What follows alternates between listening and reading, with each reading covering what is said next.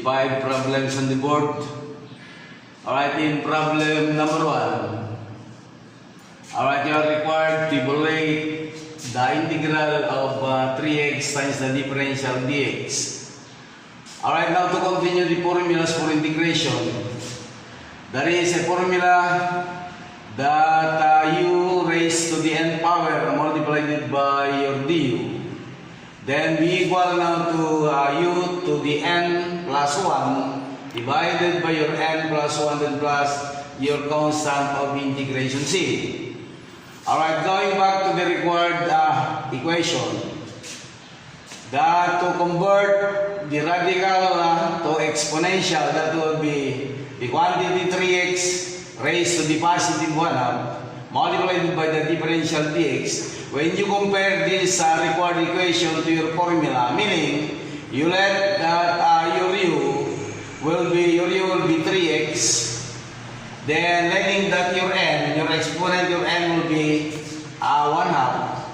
Then from your u, if you take the differential of u will be du. Then going back to differential calculus, the derivative of 3x will be 3 multiplied by the differential dx. Alright, now after looking your u, du, and your n, then you have to go back to your formula. The solution for that will be the integral of your u will be the quantity 3x raised to your n, but your n is 1/2 multiplied by your du. That is du in your formula, but du now will be 3 multiplied by the differential dx. But before you adapt the equivalent of your formula, you try to compare this substituted value to the original equation. Note that there is an additional constant 3 there. So in your solution to remove this 3, you place 1/3 rather, because 1/3 times 3 is 1. Then take the equivalent of your formula, u, that would be now 3x raised to the n to the plus 1, that would be 1/2, then plus 1, divided by 1/2 plus 1, then plus the constant of integration c. Or else that would be 1/3, then multiplied by 3x, 1/2 plus 1 will be 3/2, divided by 3/2, then plus your c is still 1/3. Then take the reciprocal of your denominator, that would be 2/3, multiplied by 3x, raised to the 3/2, then plus c. Okay, to multiply 1 times 2 will be 2, divided by 3 times 3 will be 9. Then, if you convert this to what do you call that, radical, that would be the square root of 3x, parenthesis raised to the second power, raised to the third power, then plus c. Or that would be now 2/9.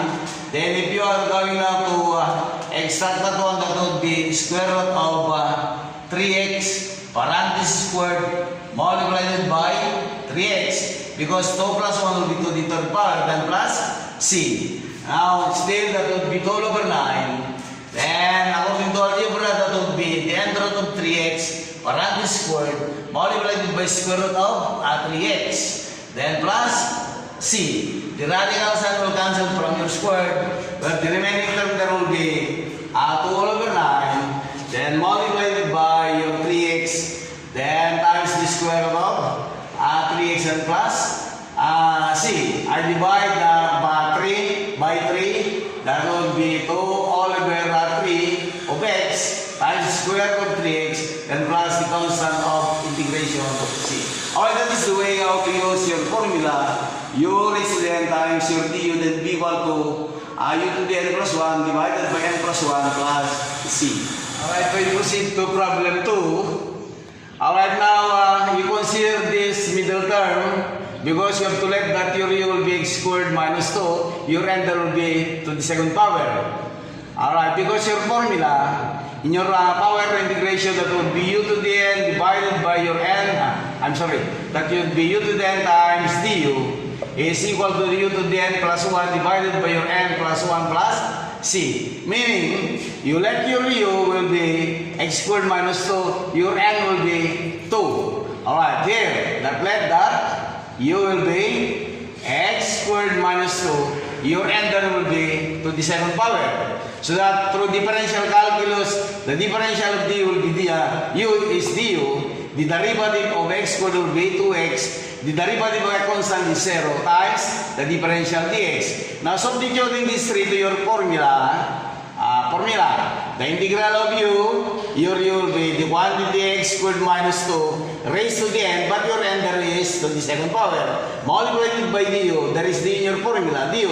Your d will be 2x times dx. Again, before you adapt the solution of your formula, you must compare the substituted value to that required. Observe that there is an additional 2 there. So to remove this 2 in your solution, you multiply it by 1/2 because 1/2 times 2 will be 1. Alright, take the equivalent of your formula. That will be x squared minus 2 raised to the n plus 1 will be 2 plus 1 divided by 2 plus 1 plus c. Okay, so that would be still 1/2 times x squared minus 2. Alright, that would be to the third power divided by 2 plus 1 will be third, then plus c. I multiply, okay, 2 times 3, that would be 1/6.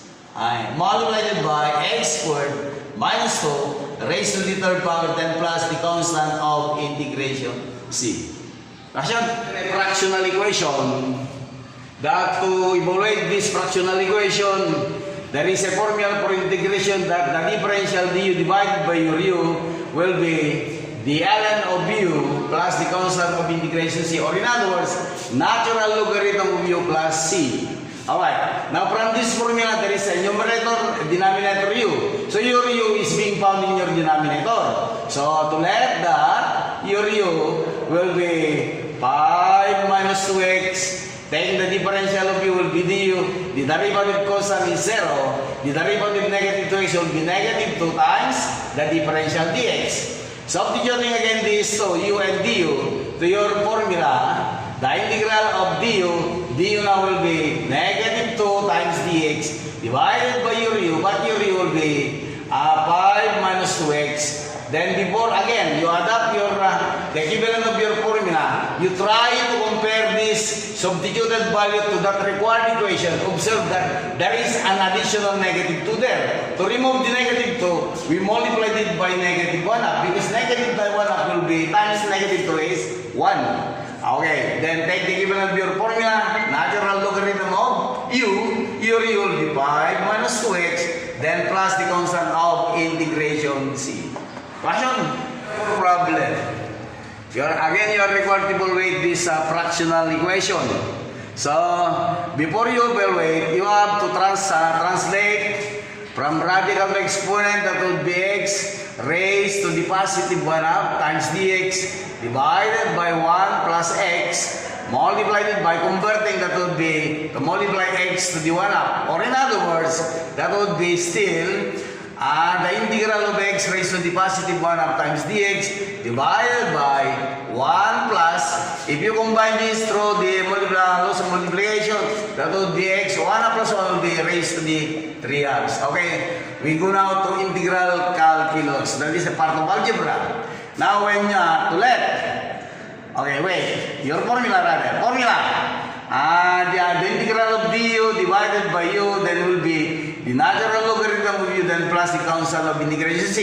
Alright, based on this formula, you let that your u will be your denominator, but your denominator will be the same as 1 plus x raised to the 3/2. Now taking the differential du, the differential du will be equal to the derivative constant is 0.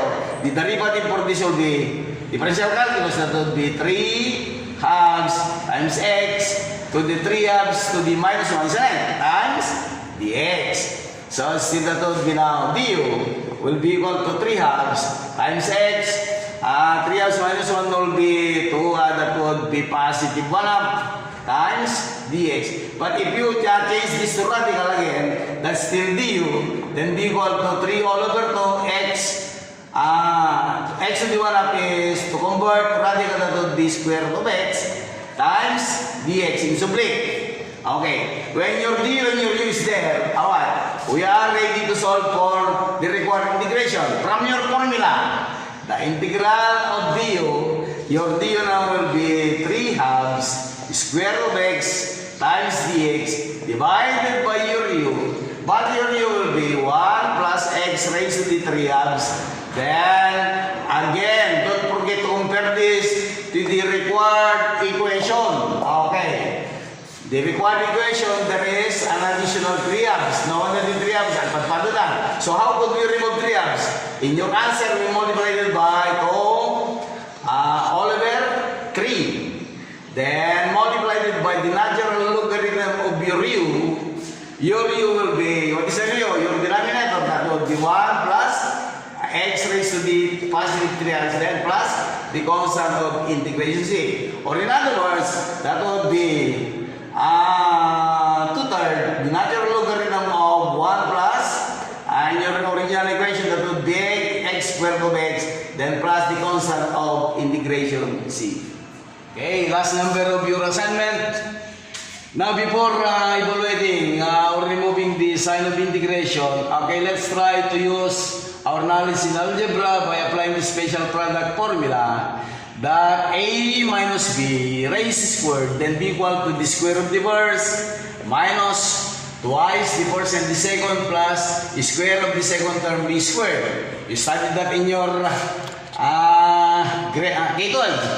Now still the integral of when we simplify this one, setting that a will be x squared, so that will be x squared parenthesis squared there minus 2 times the value of a, but a will be x to the second power multiplied by b. Your b will be 1 all over x squared. Then plus the square of the second term, your second term will be 1 all over x squared parenthesis 3 squared n of the bracket times the differential dx. Okay, so to simplify further, you have here that will be x to the 4th power minus twice, I cancel x squared from x squared.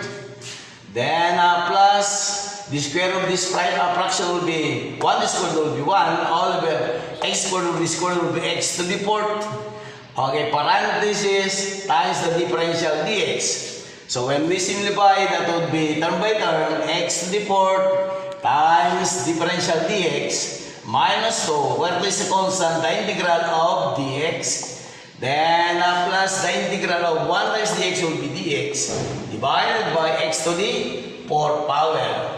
Okay, but before we go to integration, alright, let me bring it up this one. So that would be x to the 4th differential dx minus twice the integral of dx plus the integral of, to bring it up, pangato tayo, x to the negative 4 times dx by power formula. Okay, gulpin na yun. X plus 1, 5 all over 5 minus 2, integral of dx is x plus 1 will be negative 3 divided by negative 3 plus the constant of integration c. Simplify further, you have the x to the 5th power divided by 5 minus 2x. I divide positive divided by negative will be minus negative exponent. You have to bring it down, that would be 1 all over, there is 3 here, times x raised to the positive 3 bumaba plus the constant of integration c.